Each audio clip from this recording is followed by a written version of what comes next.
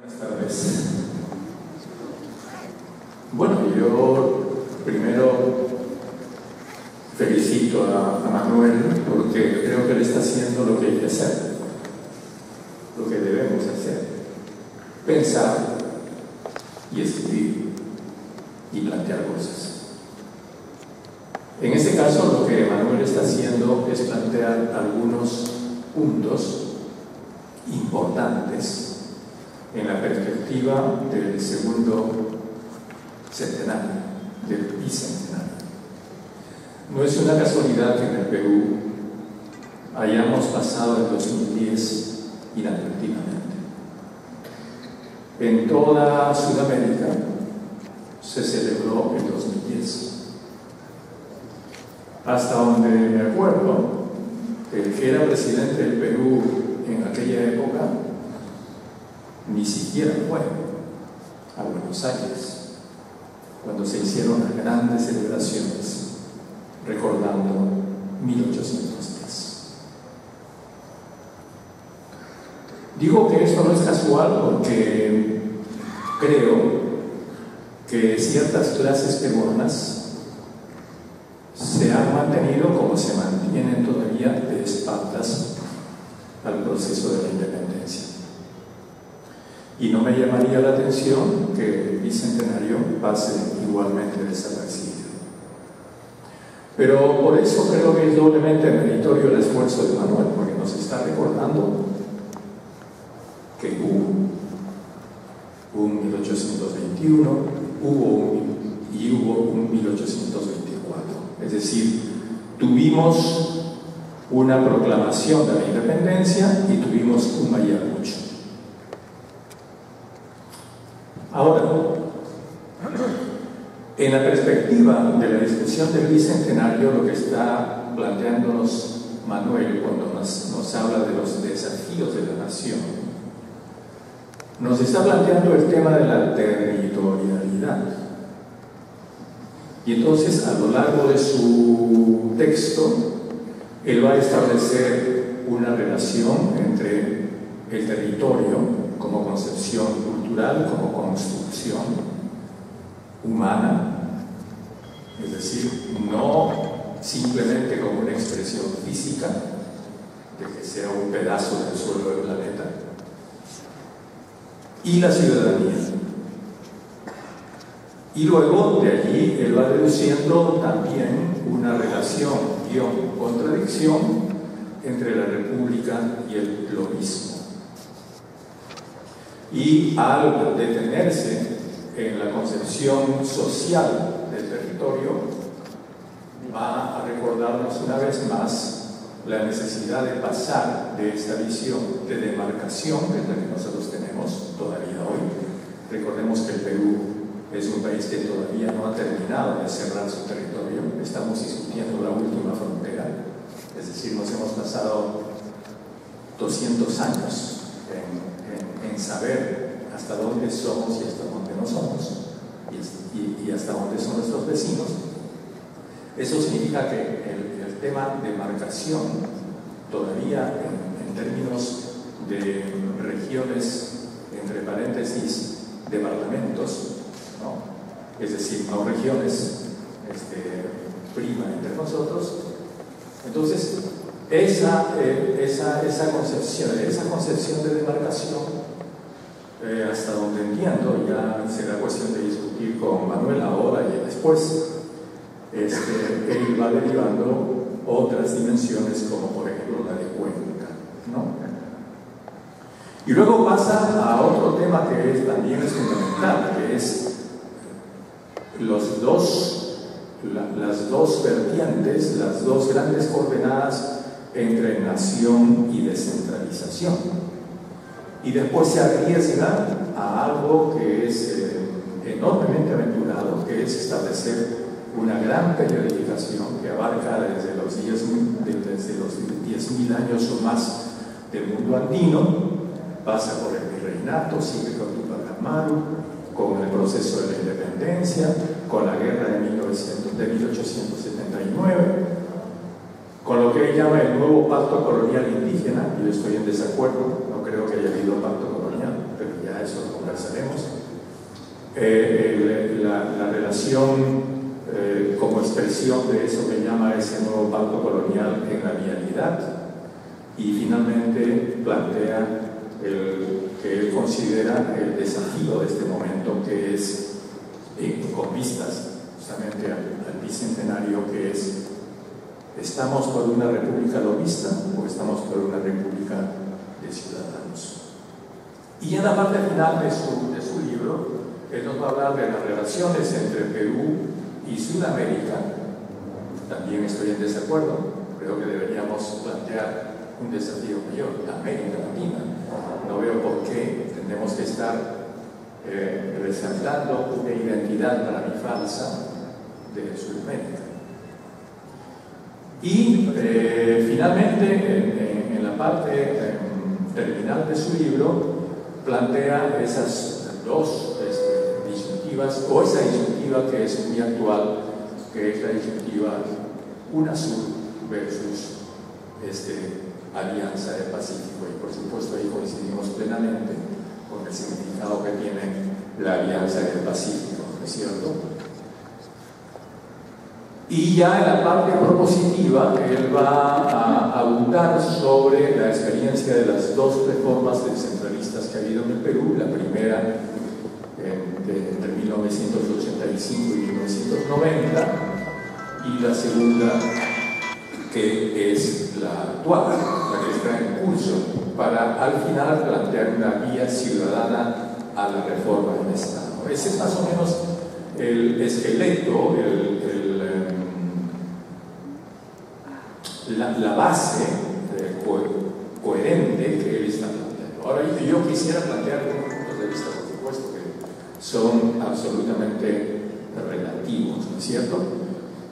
Y yo creo que el territorio no es una entidad en sí misma tampoco, es decir, que el territorio también tiene una lógica. Precisamente, si es que nosotros decimos que el territorio, más allá de una realidad física, es una construcción cultural, además en el caso de los pueblos originarios, antiquísima, porque recordemos que la antigua concepción de los pueblos originarios, que no entienden el territorio como el territorio plano que pisan los pies, sino como el conjunto mágico, ¿no?, de lo que hoy día llamamos ecosistema, ¿no es cierto?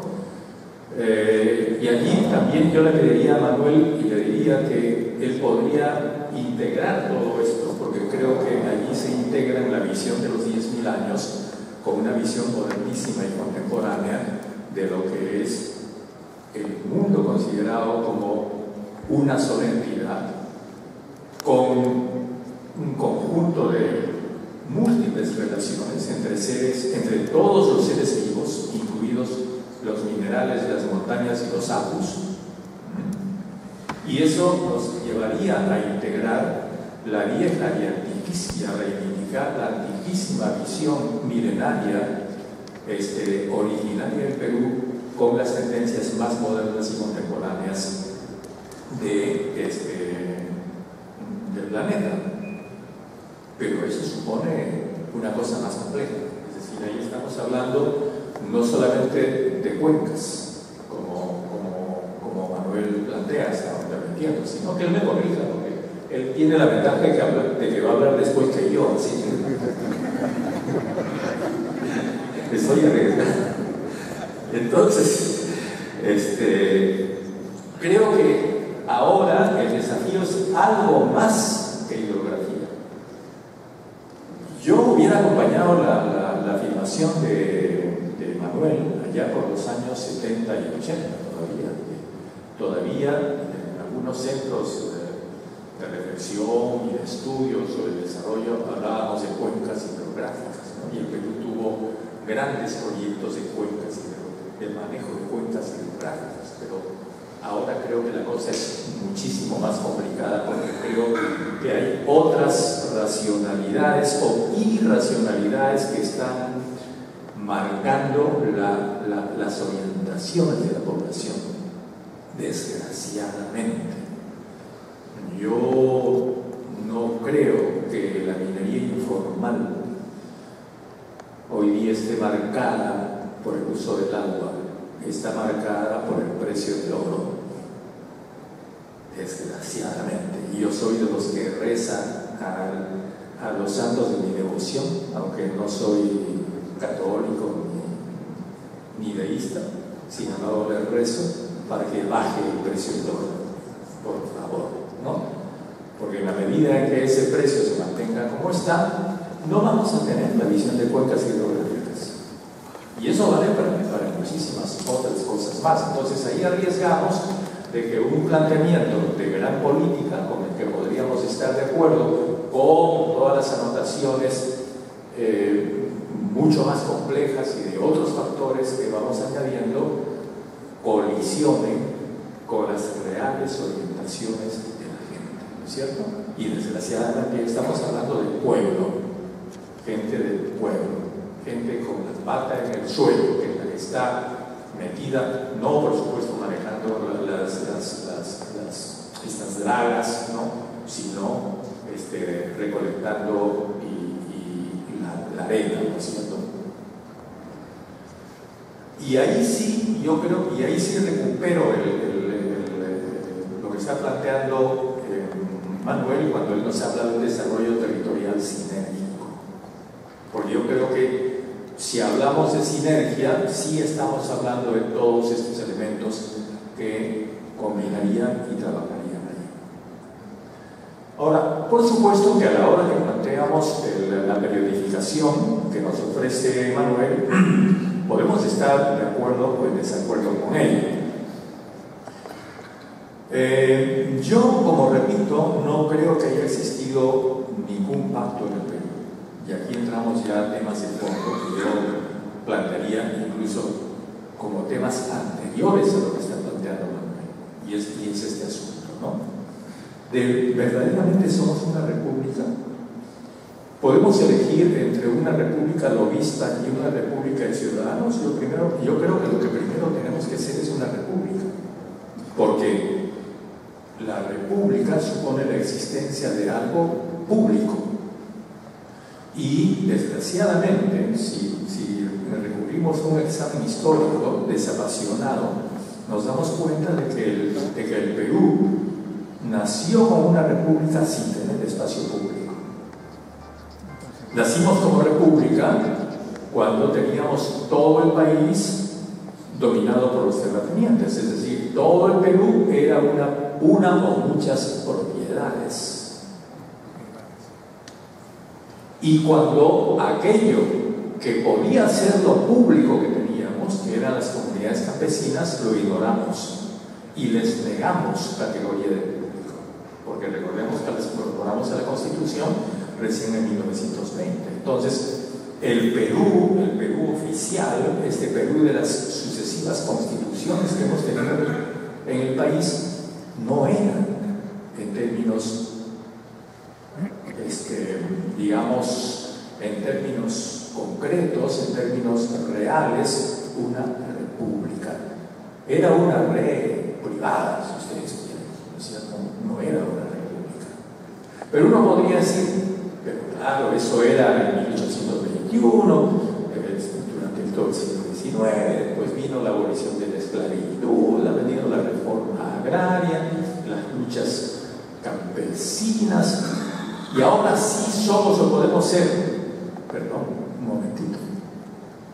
El Perú, luego de unos tímidos intentos de tener algo público, que según podemos establecer, corren a partir de la crisis de 1929, es decir, cuando cae de día, y los gobiernos, el primer gobierno de Prado, ya gobierno oligárquico, pero ya empieza a pensar en algo estatal, que es el gran proyecto del sur, la siderúrgica de Chimbote, ¿no es cierto? La central del Santa, es decir, los primeros proyectos hechos por esta familia Prado, que ha sido tan condenada y tan estigmatizada, y que sin embargo es la primera que plantea, hubo un antecedente que fue Prado en el siglo XIX, fue, pero que sabemos cuáles fueron las consecuencias trágicas de eso. Pero es Prado el que plantea, más o menos tímidamente, aprovechando las circunstancias de la Segunda Guerra Mundial, algo público en el Perú. Y después tendríamos el primer de la UNE y la refinería de La Pampilla, ¿no es cierto?, que siguen siendo intentos en los cuales se está ya consolidando una suerte de pensamiento y una especie de consenso en el cual cierto sector del Perú, y esto coincide por supuesto con la época de Getúlio Vargas y todo lo que siguió en Brasil, ¿no es cierto?, empieza a plantear con timidez o no, con dificultades o no, un país público. Y por supuesto, como todos sabemos, la culminación de eso sería el periodo de Velasco. Pero ¿qué tuvimos después? Un proceso de reprivatización que culmina y tiene su momento de auge con la Constitución de 1993. Entonces, el Perú no solamente que no es una república, sino que constitucionalmente está impedido de ser una república en la medida en que el Estado no está permitido de hacer ninguna inversión económica. Y basta ver los mapas del Perú. ¿Qué cosa es lo peruano? ¿El suelo? No. El suelo está habitado por propiedades privadas. ¿Qué queda del Estado? ¿Algunos arenales? No, ya están concesionados para extraer de ahí uranio, fosfatos, para establecer grandes propiedades o grandes concesiones mineras. La selva está concesionada hasta el subsuelo, los Andes. Los habitantes sobran, ya empezamos a hablar de trasladar las ciudades a otro lado. Ahí están los proyectos de trasladar Cerro de Pasco, de trasladar Morococha. No, porque sobran. Los 30 millones de peruanos, permítanme exagerar un poco, por favor, no se dejen llevar por mis exageraciones, ¿no? Tengo la tentación de exagerar, sino que los 30 millones de peruanos como que estamos sobrando, porque estamos pisando un territorio que ya no es nuestro. Entonces, el subsuelo es del Estado. Qué gracioso, pero si está totalmente concebido, ¿no? ¿Y qué es lo público? ¿Qué es lo público en Lima? Que es la única ciudad, creo, en América Latina que no tiene un parque central. Bogotá tiene un hermoso parque central enorme, inmenso, ¿no? En Lima tenemos que llevar ¿cómo se llama esta vez de comida? Mixtura ahí junto al mar. ¿Dónde ponerla? No puedes hacer una convención, tienes que alquilar a $1,000 por día un lugar para reunir. Porque el Centro Cívico de Lima, ese gran proyecto que fue el Centro Cívico de Lima, ahora es un mall. Entonces, para mí eso es todo un símbolo de lo que ha sido la no república, es decir, la red privada en la que estamos nosotros. Y por tanto yo me temo que detrás de los desafíos que está planteando Manuel hay otros mucho más grandes, que requieren posiciones mucho más radicales, es decir, la fundación de la república.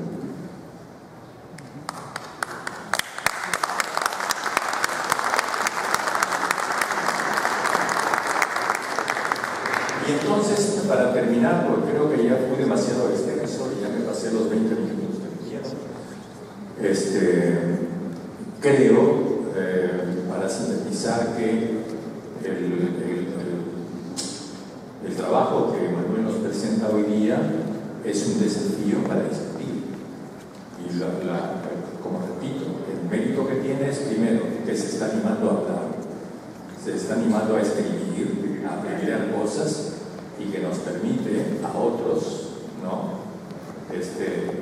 Paracaidistas, más o menos empezar a plantear también nuestros aventurados puntos de vista. Y espero que este debate pueda nutrirse, pueda abundar y podamos hacer del Bicentenario una real celebración nacional.